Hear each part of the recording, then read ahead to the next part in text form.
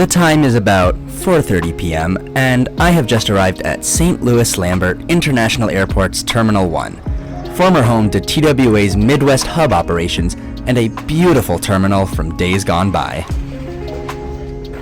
Today, I will be going on a bit of an interesting and out-of-the-way journey. Please accompany me on Delta Airlines as I fly to Minneapolis and hop on a domestic Airbus A350 flight to Detroit. After taking the escalator down into the lower level from the departures hall, I walked west towards the A concourse. Lambert International is an interesting airport, as a former hub for a major international airline. The capacity the existing Terminal 1 was constructed for simply does not exist anymore, ever since the bankruptcy of TWA and its purchase by American Airlines.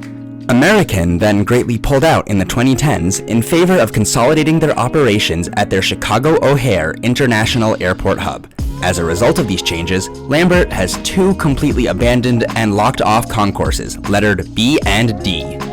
The now shuttered walkway to Concourse B, the far smaller of the two, can be found roughly centered within Terminal 1's lower level, behind this wall, and interestingly enough, right next to the entrance to the air traffic control tower.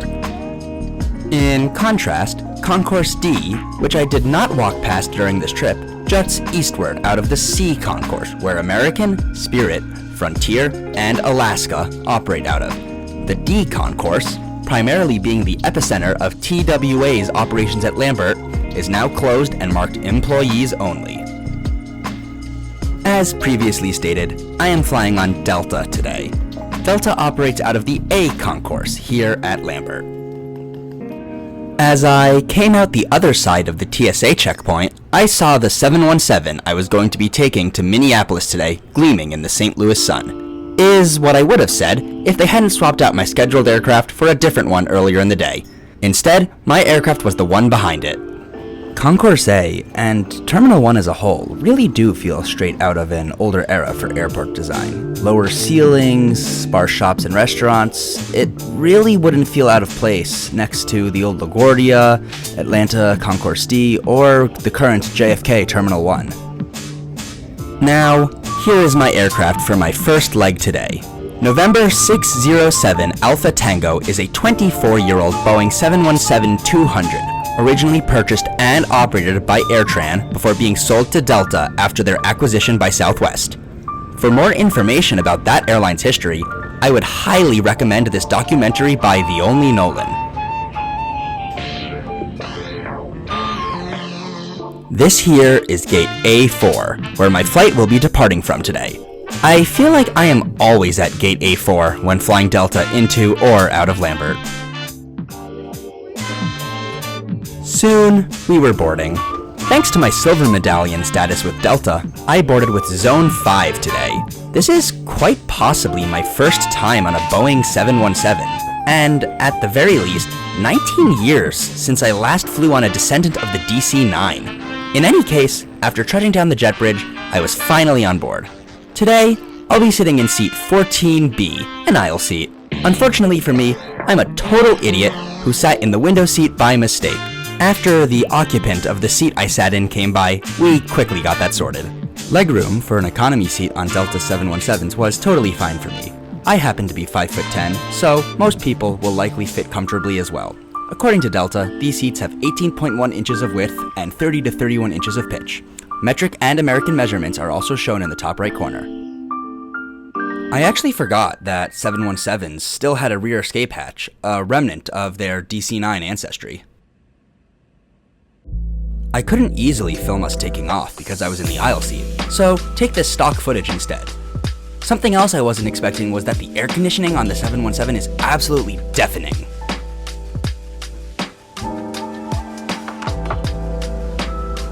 I always get sun chips on Delta flights, but I do prefer some of the Comfort Plus snack offerings. The flight was completely uneventful, and I worked on an app I've been writing during part of it. Isn't that a beautiful sunset?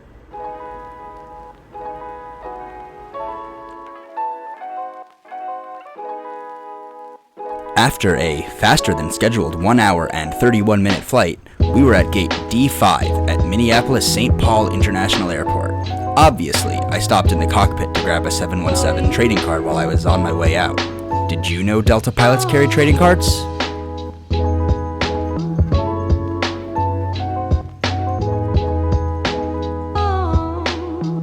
Wow, Delta sure knows how to decorate their hub airport terminals. This is my first time at MSP since its days as a Northwest hub. 16 years to be exact. Everything I'm seeing here is exactly as I've come to expect from Delta's attention to cleanliness, modernity, and detail.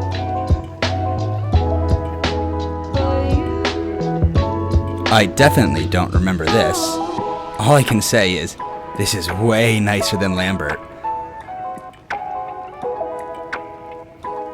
After grabbing a quick bite to eat, I got a notification that my gate had been changed from F14 to G6. More on that later.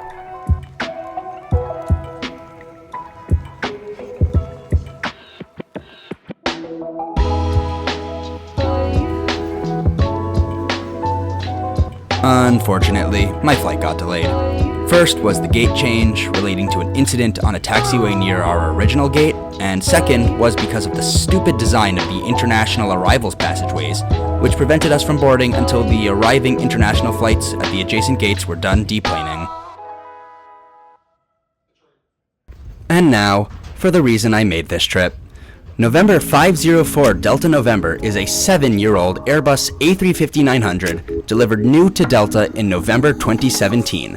The roughly half an hour delay flew by really quickly, and I spent some time talking with the pilots for my aircraft before boarding began. I even got an MD-88 trading card from the captain, an amazing find, considering that the aircraft has been out of service with Delta since 2020.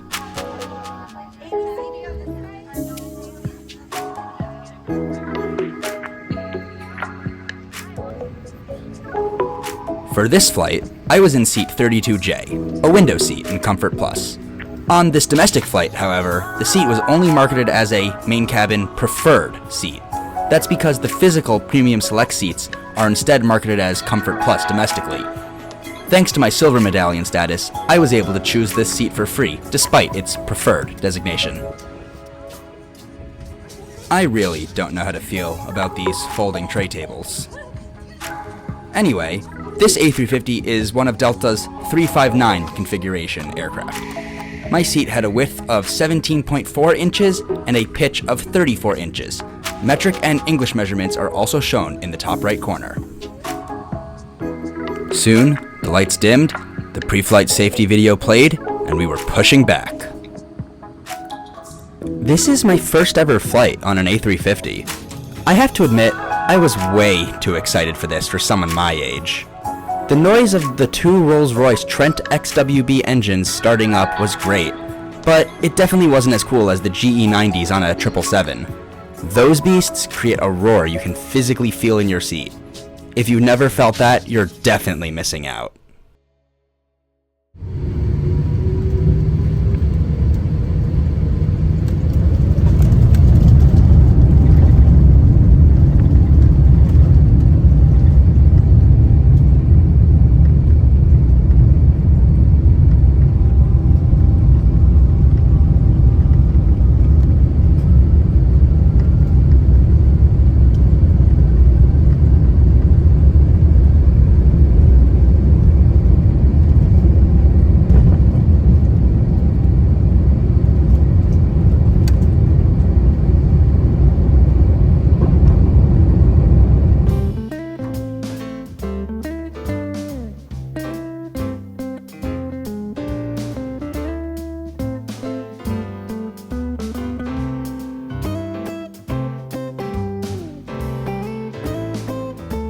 As soon as we were allowed to take out our large electronic devices, I retrieved my laptop from my backpack and continued working on my app.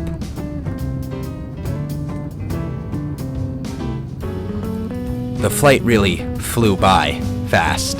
Before long, we were descending.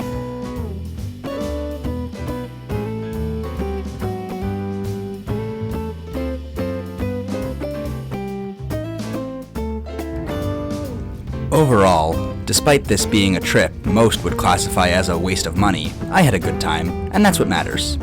I just enjoy being around and in aircraft. I guess I enjoy the journey just as much or more as the destination. Not sure how that works in this case, though, considering the journey kinda was my destination here.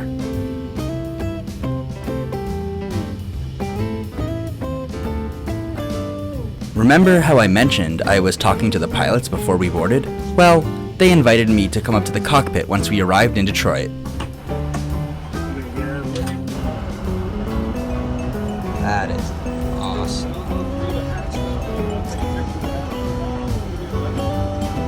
Then, the captain let me check out the crew rest area. There's a little handrail right in front. Awesome. And then I fell down the ladder. You alright? Yeah. Takes a little practice. Here's the Delta One cabin as I made my way out. I'll be here one day. This actually reminds me. Before we boarded, a woman got called to the desk by the gate agent for an upgrade. She went, "I love my family, but I'm sitting in Delta One." I don't think anyone can criticize her for that decision.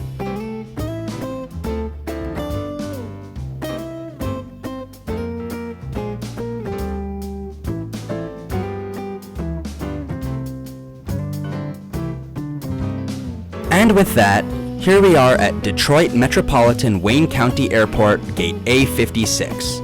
We arrived approximately 36 minutes late, and as much as I'd have liked to stay in the cockpit chatting with the pilots, I had to make it to my hotel before check-in closed.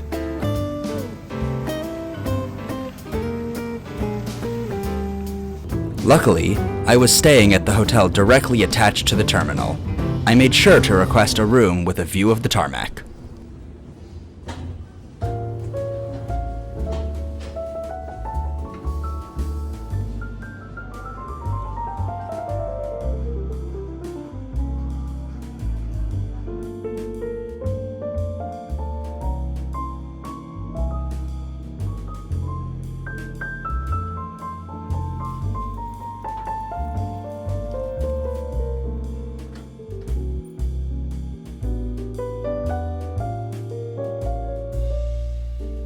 The next morning, I went downstairs and got myself some breakfast, before admiring some of their art.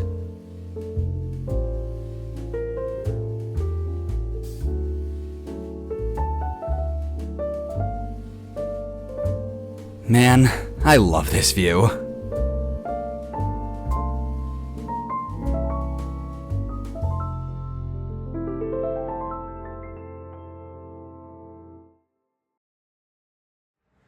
It was then time to say goodbye to the airport hotel and hello to its directly attached TSA checkpoint.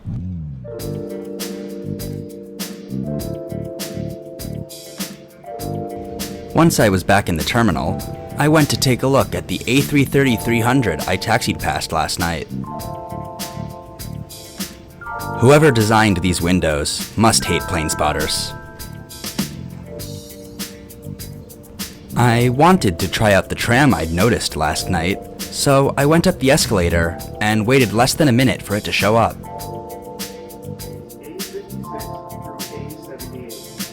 In case you can't tell, this was my first time at this airport.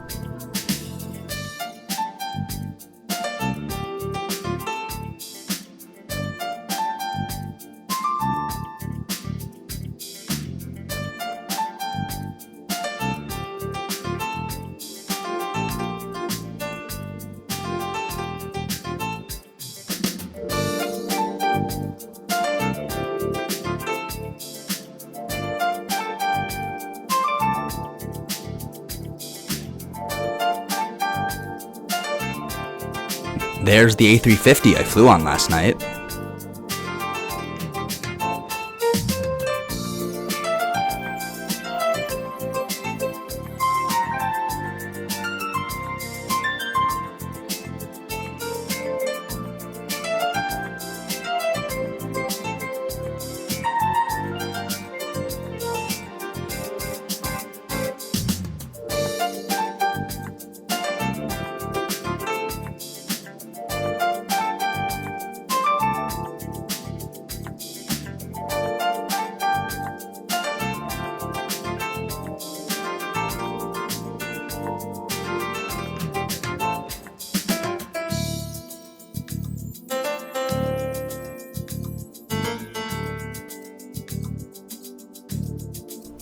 Gate A63 is where my return flight to St. Louis departs from this morning.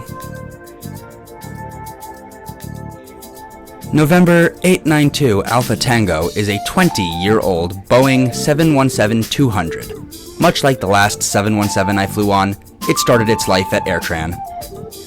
You gotta love a mad dog that identifies as a Boeing. I was able to secure an upgrade to Comfort Plus on my flight back to St. Louis, thanks to my silver medallion status and how empty the flight was. Therefore, I boarded in Zone 3. The gate agent for my flight was extremely nice too.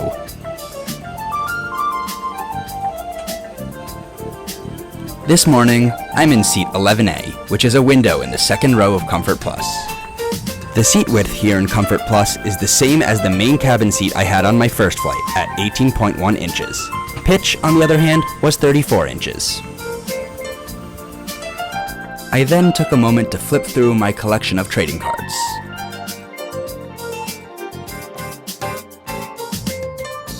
There's my brand new MD88 and MD90 card.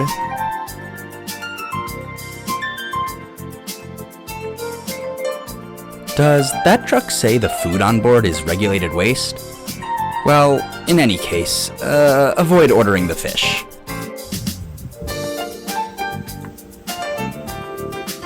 Lots of dirt and grime here. I wonder what kind of tape that is. After pushing back, I noticed something peculiar. That tail number looked familiar.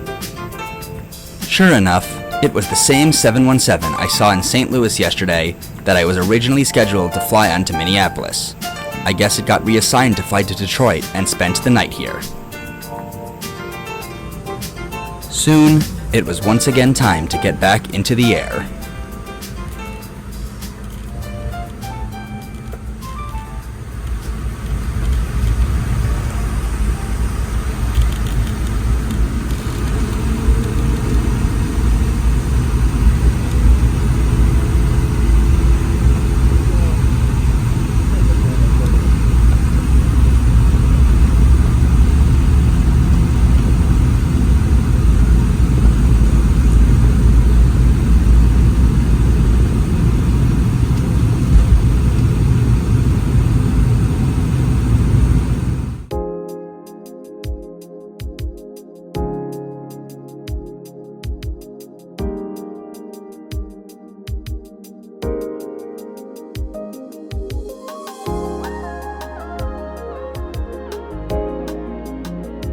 I got back to working on and testing my app.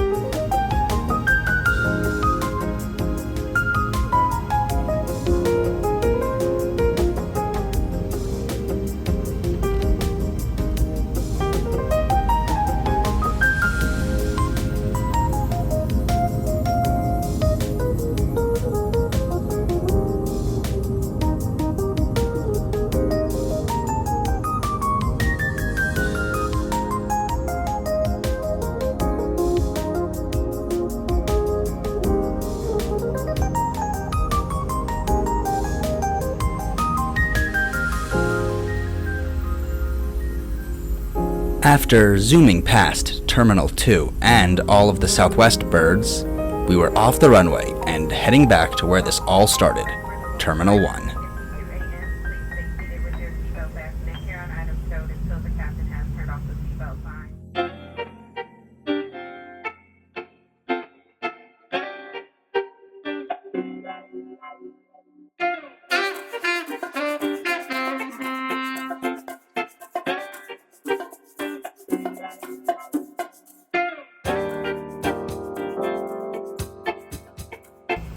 There's the abandoned B concourse.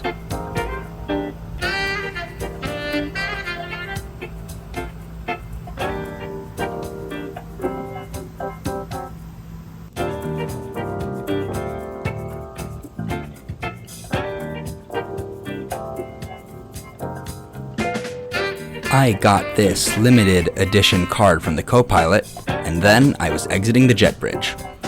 This is gate A2, right next to A4 where my adventure started yesterday.